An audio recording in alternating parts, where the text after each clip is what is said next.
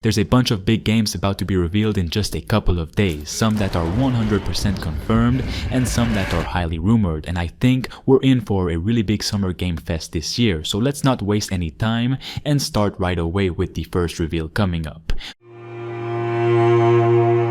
Today, IO Interactive finally lifted the curtain on its Spawn project. The game is called 007 First Light. 5 years of Project 007 whispers have paid off with a name, a moody silhouette teaser, and the promise of a full gameplay blowout during Summer Game Fest on June 6th. It's the first Bond game in more than a decade, and it comes from the studio that modernized stealth sandboxes with the Hitman trilogy. About as perfect a developer spy pairing as you could ask for. This isn't just a single game. IO has confirmed that First Light is the start of a brand new trilogy, a wholly original Bond saga built for games first with no ties to any of the film actors or storylines. This is their Bond, a younger, unproven agent. He's not the suave icon yet. He has to earn it, and this first entry is all about that transformation, how a blunt instrument becomes the famous agent. What we know so far paints a picture of a globe-trotting spy thriller with IO's signature stamp all over it. First Light is built in the Glacier engine, the same tech that powered Hitman's richly reactive world design. That means levels full of moving pieces, dense with possibilities. You'll infiltrate high security facilities, tail targets through crowded spaces, use gadgets, distractions, disguises, all the hallmarks of a great spy game but with a Bond flavor and scale. IO said this isn't going to play exactly like Hitman. Where Agent 47 is surgical and detached, this Bond is more emotive and cinematic. The action will be more intense, the pacing tighter, but still open-ended. Think stealth encounters that can escalate into shootouts, car chases that emerge organically, close quarters combat that feels brutal and dynamic. It's a blend of sandbox strategy and cinematic punch. One of the most exciting parts is how much of the world we'll get to see. Bond stories have always been international, and IO is leaning into that hard. We're talking multiple continents. Is each mission set in a location that feels alive, from neon-lit cities to icy mountain bases to dense urban sprawls and remote islands. The studio has a gift for environmental storytelling, and this is going to be a Bond game where every corner feels authored but interactive.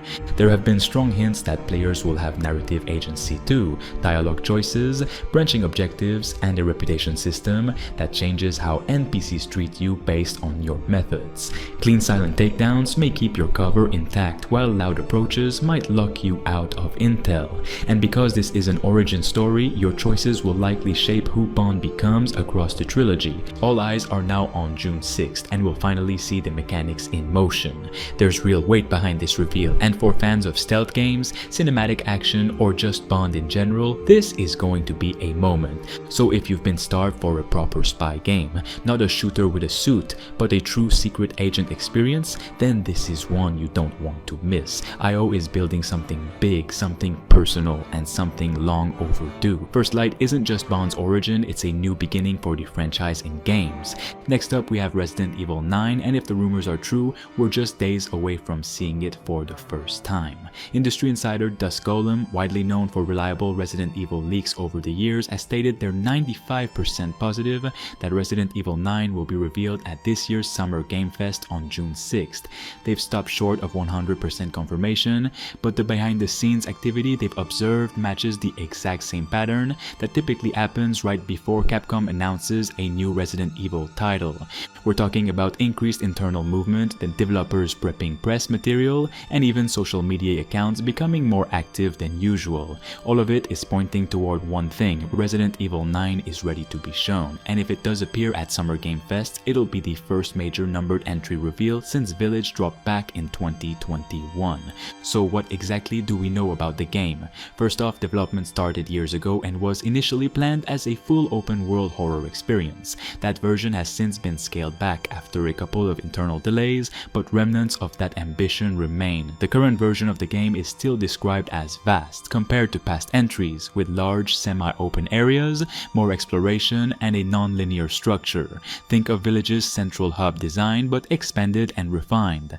The setting, according to leaks, Resident Evil 9 takes place on a fictional island chain, reportedly influenced by Southeast Southeast Asian locations like Singapore, blending urban decay, jungle overgrowth, and ancient ruins. The vibe is tropical but twisted. Think coastal towns swallowed by rot, dense forests hiding cult compounds, and eerie, forgotten temples tied to a new strain of bioweapon horror. And yes, Leon S. Kennedy is finally back in the spotlight. After his massive return in the Resident Evil 4 remake, RE9 puts Leon in the lead once again. Originally, he was meant to share the stage with Jill Valentine in a dual protagonist setup, but that idea was revised during the project reboot. Leon now takes center stage, with Jill rumored to appear in a smaller supporting role. Story details are light, but insiders suggest Leon is sent to investigate a string of disappearances and strange rituals, which tie back to a mutated strain of the progenitor virus, a callback to the franchise's roots. Enemy types are said to be some of the most disturbing in the series so far, a mix of cultist followers and bioweapon creatures that blend human traits with animalistic instincts, grotesque, intelligent, and often relentless.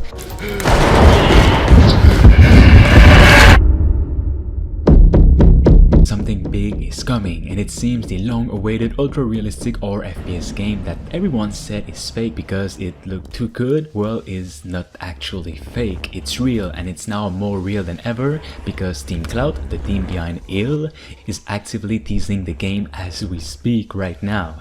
A reveal is brewing, and I think a lot of people can see it at the moment, especially because they're teasing the number 6 on their latest Twitter clip of ill, and because Jeff Kigley, the creator of Summer Game Fest, has actually retweeted this mysterious clip. After so many years, something seems to be finally happening with ill, which, if you didn't know, is again an ultra-realistic single-player or FPS with brutal dismemberment and gore in a creepy setting with disgusting creatures and human-like monstrosities. There's so much to get into here, so make sure you guys like the video so people know about this big, almost confirmed rumor, and let's start right away.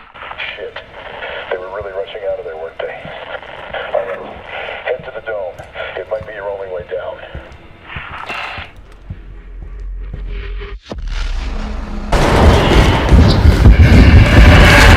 Fans ran the frames through translators, and the flags spell SIX. A coincidence that Summer Game Fest goes live on June 6th, the 6th day of the 6th month? Jeff Keighley himself hit the retweet button minutes later. That sudden tease has reignited the anticipation since first body horror trailer went viral in 2021. The concept was simple: a cramped corridor, a double-barrel shotgun, and enemies that react realistically to your shots. It was a technical showcase for Unreal Engine 5 long before most of us had seen Nanite or Lumen in a shipping game. 3 years on, the vision hasn't changed. What's changed is the size of the studio. Team Cloud now numbers 25 plus, spread across art, code, animation, and narrative, according to an internal Patreon post from early 2024. It feels like we're on the brink of finally prying open one of horror gaming's most enigmatic doors. So what exactly are they ready to show? On paper, IL is still the same first-person survival horror game it was on day one, but the feature list has matured. The Steam page now calls out an advanced dismemberment system that tracks bone and muscle damage in real time. AI creatures that react to injury, shoot out a knee and they'll crawl, blow off an arm and they'll try to gore you with whatever's left. Physics-driven environments, doors you can barricade, furniture you can topple, fluids that flow and congeal under dynamic lighting, weapons that can jam, overheat or break, forcing you into desperate melee if you neglect maintenance. A narrative-driven campaign set in a derelict coastal settlement unraveling under an outbreak of biomechanical corruption. The return of Metro has been a long time coming, but all the leaks and whispers coming out of 4A Games point to a comeback that could very well be the best chapter in the franchise if they actually stick to their roots and give us a dark, gritty Metro experience like it's rumored to. While we're still waiting for the official reveal, it's clear that this new game will be different from the ones we've played before, and that's not necessarily a bad thing. For starters, we've had a bunch of leaks and rumors recently that talked about brand new details. It's important to note that these insiders who leaked all of this are mostly from Russia and Europe, but they're actually known to give real credible details from actual sources. But still, take all of this with a grain of salt. 88% of you watching this video right now aren't subscribed, which is crazy. Let's get that number down to 8% right now. Though if any of this turns out true, I just can't wait to see it in action. The next Metro game will reportedly return to Moscow, the city that's been both the setting and the soul of the franchise. But this time, it won't be Artyom leading us through the irradiated remnants of the world. Instead, we'll be playing as a new protagonist, someone with their own story, motivations, and ties to the world of Metro. It's a significant shift, but it opens up a whole new set of possibilities, new relationships, different approaches to survival, and what's said to be an even darker, more cynical view of the post-apocalyptic world. It's a big risk, but Metro has always thrived on shaking things up while staying true to its core principles. The leaks say this new character will be more grounded and resourceful, someone who has adapted to the world in their own unique way, perhaps even questioning the ideology of all the factions and orders that settled in this new world and what it means to survive. One of the most intriguing things to come out of the leaks is the game's linear structure. After the expensive open world feel of Metro Exodus, many fans were hoping for an even larger map, but 4A Games has reportedly abandoned that idea, saying that making a true open world Metro was simply too ambitious from a technical perspective, and they wanted to focus on a smaller world to add all the details and fun possible. Instead, they're focusing on a tightly designed, story-driven experience with an emphasis on exploration and environmental storytelling. Expect the familiar mix of claustrophobic tunnels, worn-down military facilities, and overgrown, irradiated zones. If this is all real, the world will feel more intimate again, with each location serving a specific purpose to push the narrative forward. That being said, Metro's world is far from small. We'll see old favorites from Metro 2033 and Last Light, but they'll have been transformed by the passage of time. The remnants of the old world are still there, but they've been reshaped by nature and human intervention. Adding to the rich lore of the Metro universe, it's clear that the world building will continue to be a huge focus, with new underground locations, abandoned research facilities, and even some semi-destroyed surface environments.